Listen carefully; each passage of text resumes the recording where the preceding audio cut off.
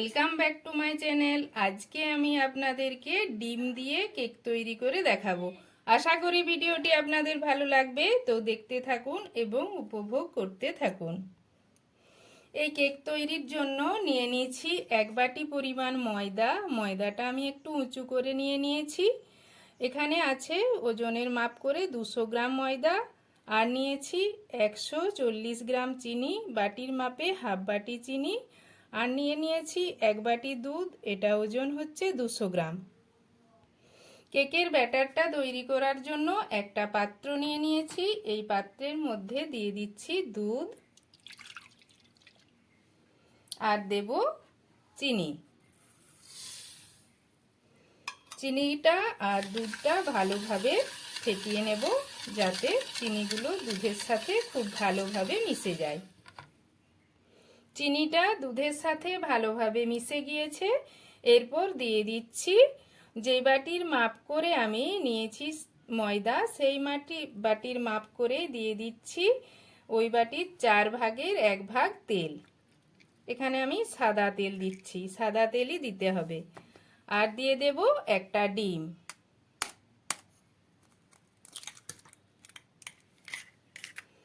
ডিম তেল দুধের সাথে ভালোভাবে মিশিয়ে নেব।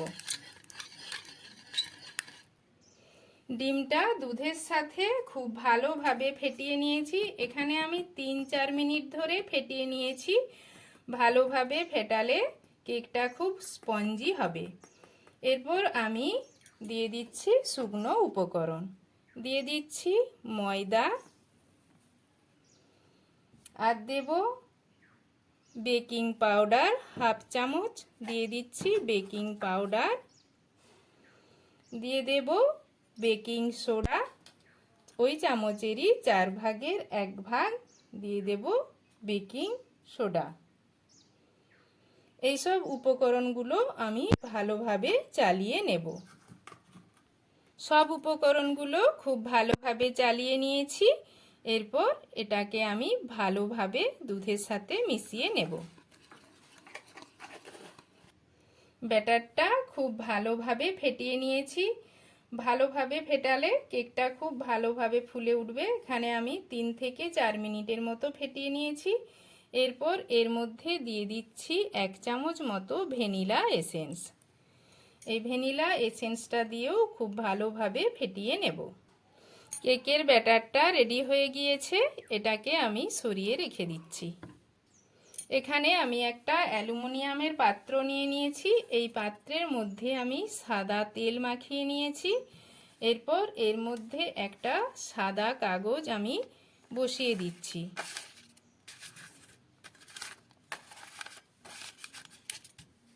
সাদা কাগজটার ওপরেও আমি একটু তেল মাখিয়ে নেব।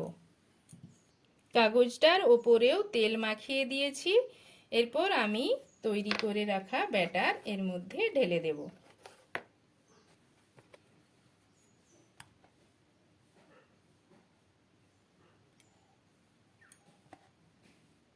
ব্যাটারটা পাত্রের মধ্যে ঢেলে দিয়েছি। এরপর এটাকে একটু ঝাঁকিয়ে নেব। চুলায় একটি কড়াই বসিয়ে দিয়েছি। কড়াইটাকে আমি 5 মিনিট হাই ফ্লেমে প্রিহিট করে নেব। ঢাকনা দিয়ে ঢেকে দিতে হবে। ফিরে এলাম 5 মিনিট পর। এরপর আমি এই পাত্রটাকে কড়াইয়ের ওপর বসিয়ে দিচ্ছি। বসিয়ে দিয়ে এটাকে ঢাকনা দিয়ে ঢেকে আমি 40 থেকে 50 মিনিটের মতো রেখে দেব। আর এই সময় কিন্তু গ্যাসের ফ্লেমটা মিডিয়াম থেকে লো ফ্লেমে রাখতে হবে। ফিরে এলাম আধ ঘন্টা পর। এরপর আমি কিছু চেরি দিয়ে কেকটা সাজিয়ে নেব।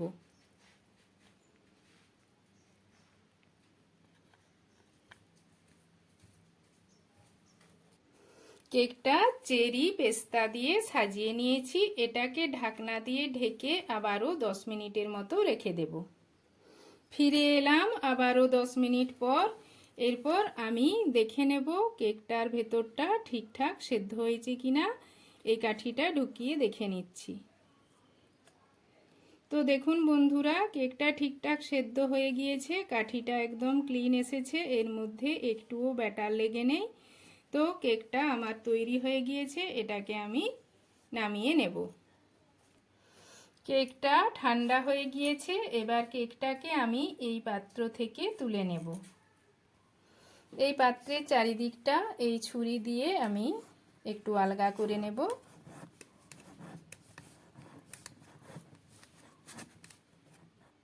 কেকটা বাটির থেকে অন্য পাত্রে নিয়ে নিয়েছি।